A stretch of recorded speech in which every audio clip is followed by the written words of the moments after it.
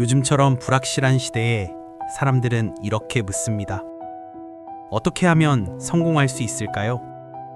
더 많이 벌고, 더 빨리 성장하고, 더 크게 확장하는 방법을 찾습니다. 하지만 조금만 더 솔직해지면 진짜 질문은 이겁니다. 이 시대에 나는 살아남을 수 있을까요?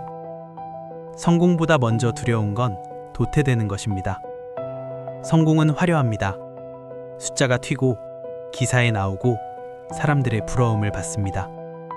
SNS에는 결과만 올라옵니다. 하지만 생존은 조용합니다. 티가 나지 않습니다.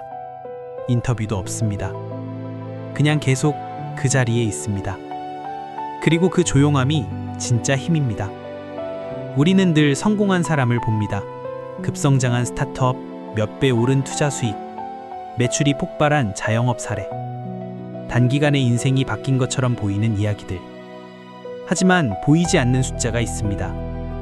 3년 안에 문을 닫는 사업, 확장 후 감당하지 못한 고정비, 급성장 후 현금 흐름이 끊긴 브랜드. 성공 사례는 적지만 사라진 사례는 훨씬 많습니다. 처음엔 모두 잘 될 것 같았습니다. 자신감이 있었고 계획도 있었습니다. 노력도 했습니다. 그런데 왜 어떤 사람은 사라지고 어떤 사람은 남을까요? 능력의 차이일까요? 운의 차이일까요?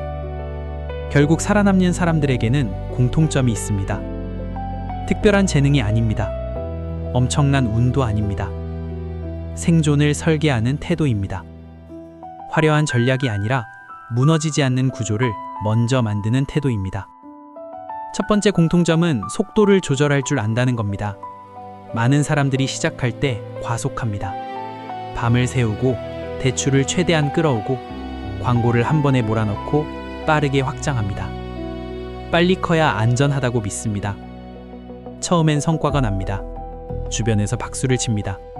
자신감도 붙습니다. 이제 올라가는 일만 남았어. 그렇게 생각합니다. 하지만 시장은 늘 좋기만 하지 않습니다.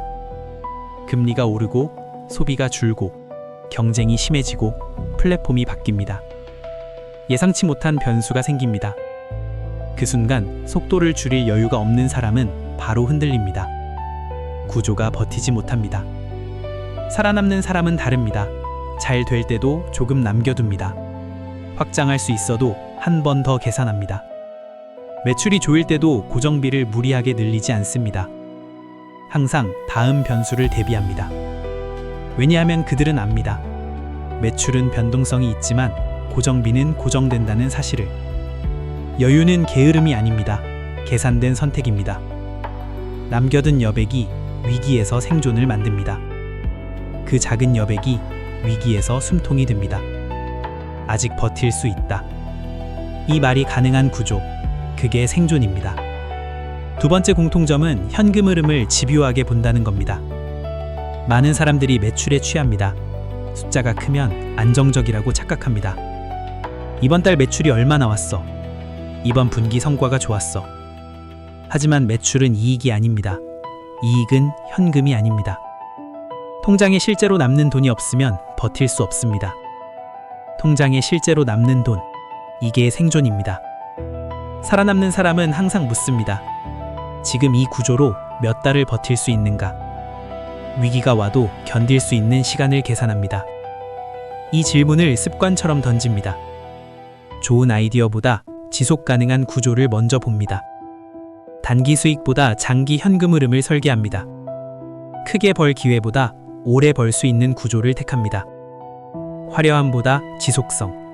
이 선택이 시간이 지나면 엄청난 차이를 만듭니다. 복리는 속도가 아니라 시간에서 나옵니다. 세 번째 공통점은 감정보다 데이터를 믿는다는 겁니다. 경기가 좋을 때 사람들은 과신합니다. 지금은 다 된다. 경기가 나쁠 때 사람들은 공포에 빠집니다. 이제 끝났다. 군중은 늘 극단으로 움직입니다. 하지만 살아남는 사람은 그 사이에 서 있습니다. 흥분도 공포도 기준을 흔들지 못합니다. 상황이 좋을 때도 흥분하지 않고 상황이 나쁠 때도 패닉에 빠지지 않습니다.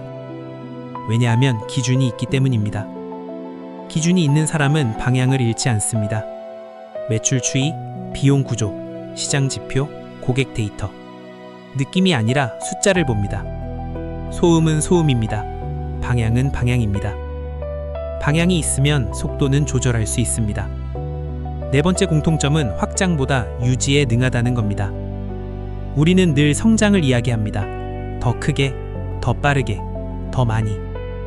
하지만 확장은 리스크도 함께 키웁니다. 진짜 실력은 유지에서 드러납니다. 매출이 줄어도 버틸 수 있는 구조, 광고를 줄여도 흐름이 유지되는 시스템, 시스템이 사람을 대신할 수 있는 구조, 대표가 잠시 빠져도 돌아가는 조직. 이게 생존력입니다. 커지는 건 한순간일 수 있습니다. 유지하는 건 실력입니다. 유지가 되지 않으면 확장도 의미가 없습니다. 다섯 번째 공통점은 자기 자신을 과대평가하지 않는다는 겁니다. 나는 다를 거야.